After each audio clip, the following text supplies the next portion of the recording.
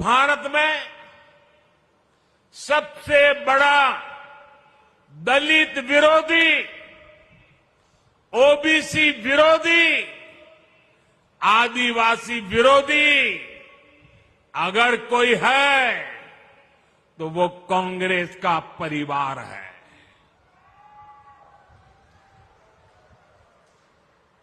अभी इन लोगों ने कहा है कि सरकार में आए तो दलितों पिछड़ों का आरक्षण खत्म कर देंगे। यही इस परिवार की सच्चाई है।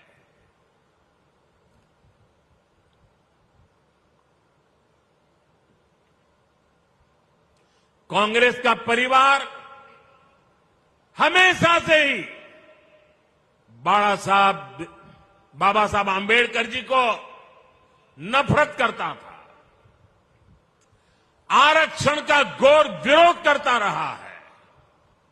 इस परिवार ने हमेशा दलितों, ओबीसी, आदिवासियों को अपमानित किया है।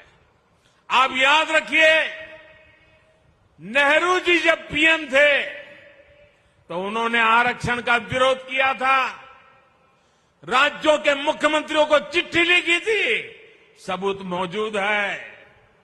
और इतना ही नहीं, नेहरू जी ने यह भी कहा था कि आरक्षण वाले नौकरी पा जाएंगे तो सरकारी सेवा की क्वालिटी खराब हो जाएगी। ये नेहरू जी के शब्द हैं। नेहरू जी ने ओबीसी आरक्षण के लिए काका साहब कालेलकर का जो कमीशन गठित हुआ था, उसकी रिपोर्ट आई थी। ओबीसी समाज का भाग्य बदलने वाली रिपोर्ट थी, लेकिन पंडित नेहरू ने उसको भी ठंडे बस्ते में डाल दिया। नेहरू जी के बाद जब इंदिरा जी आई तो उन्होंने भी ओबीसी आरक्षण पर रोक लगाकर रखी। जब देश ने उनको सजा दी, जनता पार्टी की सरकार बनी, मोरारजी भाई के नेतृत्व में, तब मंडल आयोग बना। लेकिन फिर कांग्रेस आ गई और मंडल कमीशन की रिपोर्ट ठंडे बस्ते में डाल दी गई। इसके बाद राजीव जी ने भी अपनी सरकार में ओबीसी को आरक्षण नहीं मिलने दिया। जब केंद्र में भाजपा के समर्थन से अटल जी की सरकार बनी, तब मंडल आयोग की रिपोर्ट लागू हुई। वीपी सिंह की सरकार बनी, अटल जी के जनसंघ ने, भाजपा ने समर्थन किया था उस समय,